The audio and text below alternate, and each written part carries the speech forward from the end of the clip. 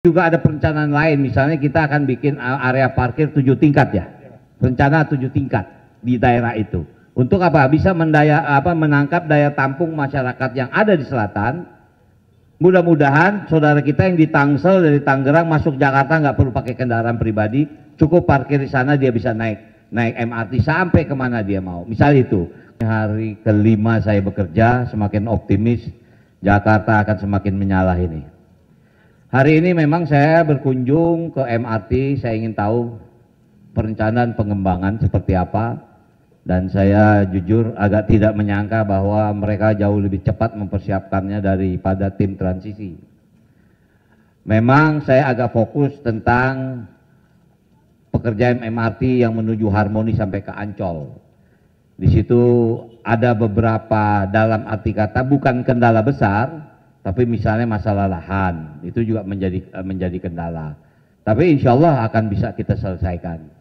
Nah juga hari ini Pak Sekda dan beberapa kepala dinas mendampingi saya untuk saya tahu apa permasalahan dan bisa segera kita hadapi bersama-sama. Kemudian nanti saya akan ke Balai Kota, saya akan naik busway untuk juga saya tahu permasalahannya apa. Mudah-mudahan kita bisa menyelesaikan semua permasalahan Jakarta dengan waktu yang cepat. Cepat nih barangkali, mudah-mudahan dalam waktu 5 tahun progresnya akan terasa. Karena Pak Gub juga berharap periode 2025-2030 ini Jakarta bisa menurunkan menjadi kota global dari 74 menjadi ke 50. Nah jadi inilah langkah-langkah kita mempersiapkan Jakarta menjadi kota global yang berdasarkan Undang-Undang Nomor 2 Tahun 2024 bahwa Jakarta menjadi kota ekonomi nasional dan kota global. Inilah salah satu strategi yang harus kita siapkan. Bahkan nanti siang ini di Balai Kota kita rapat untuk perencanaan pengembangan selanjutnya. Mungkin itu yang bisa saya sampaikan. Silakan. Ya.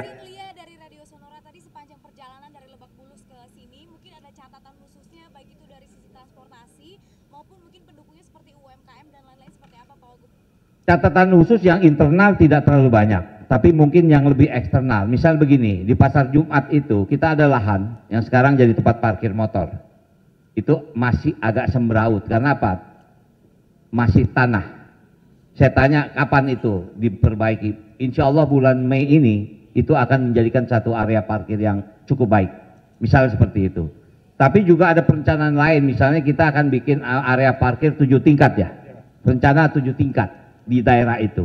Untuk apa? Bisa menangkap daya tampung masyarakat yang ada di selatan.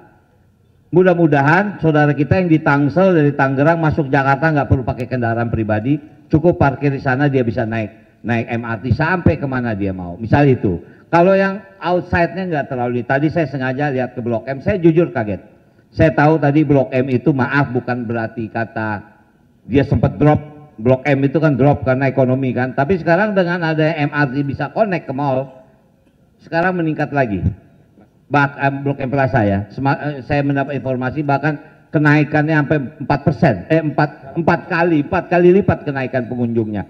Itu kan mengindikasikan bahwa MRT yang disebut TOD itu sangat bermanfaat buat Jakarta. Misal seperti itu. Kalau yang dalam-dalam, tadi saya sudah bicara juga sama Pak Dirut. Tadi ada yang bilang, Pak kadang-kadang tapnya suka ngadat gitu kan. Nah saya bilang tolong itu diperbaiki. Kemudian juga ada beberapa lift yang memang kita siapkan untuk saudara-saudara kita yang disabilitas. Mereka sangat perlu, tolong itu menjadi prioritas. Jadi yang kalau internalnya saya sudah tidak terlalu khawatir karena mereka punya master plan yang jauh lebih baik gitu loh. Itu mungkin. Ya. Ya. Ya. Mungkin saja. Saya bukan apa, ya mumpung di sini ada Pak Sekda, beliau berusaha menempatkan saya di rumah dinas, tapi rumah dinas belum jadi. Jadi saya akan tinggal di rumah saya jauh lebih nyaman kalau saya ke kantor naik MRT. Saya naik dari Lebak Bulus, rumah saya di Lebak Bulus, saya turun di HI, ya mungkin mobil numpang dijemput sini saya ke Balai Kota. Jauh lebih enak buat saya. Tapi kadang-kadang memang tidak mungkin saya setiap hari karena di tengah perjalanan saya mampir juga ke tempat yang lain. Nah artinya bagi saya naik kendaraan umum di Jakarta ini jauh lebih nyaman, lebih apa ya, lebih tenang, tidak terlalu pusing kita dengan traffic. Mungkin itu. Pasti, mungkin seminggu sekali saya akan naik kendaraan umum, terutama MRT. Ya, oke. Ya. Betul. Jadi kita memang akan memberikan menggratiskan kepada 15 golongan. Misalnya lansia, disabilitas, kemudian pemegang KJP, kemudian ya keluarga misalnya TNI, ABRI, Polri. Kemudian ada 15 golongan yang bisa menggunakan itu. Dan kita juga akan memperluas jaringan. Misalnya kalau kemarin kan Transjakarta. Mas Gub atau Mas Pram ingin Trans Jabodetabek, artinya kita jauhkan alurnya supaya masyarakat saudara kita yang ada di Bekasi, di Depok, di Tangerang kembali lagi datang ke Jakarta. Kita berharap tidak mereka pakai kendaraan pribadi, cukup dengan kendaraan umum yang ada di Jakarta. Mungkin itu.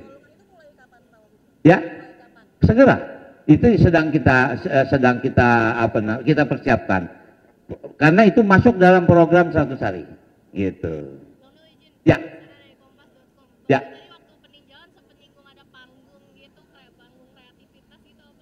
Iya, saya jujur mungkin karena jiwa budaya saya tadi minta izin sama di Dirut MRT. Saya bilang saya minta izin anak-anak saya bisa performance di sini. Karena ya mungkin bukan saya mengcompare dengan di luar, tapi kalau di Eropa misalnya MRT atau apa namanya itu menjadi lahan buat mereka mengekspresikan. Nah, saya sudah banyak ketemu dengan teman-teman sahabat seniman yang kebetulan punya sekolah musik misalnya kan. Nah, jadi nanti yang tampil di sini juga kita kurasi. Mereka harus tampil bagus, main juga bagus, sehingga buat mereka yang pertama tempat berlatih. Karena anak-anak kita ini mereka sekolah tapi dia memerlukan tempat berlatih. Nah, saya lihat ini cukup efektif. Untungnya tadi Direktur MRT mengizinkan. Bahkan sudah ada program itu ya. Rabu Jumat. Nah, mudah-mudahan Rabu Jumat kita lihat sore. Kita lihat. Semua stasiun yang memungkinkan ya, yang memungkinkan gitu.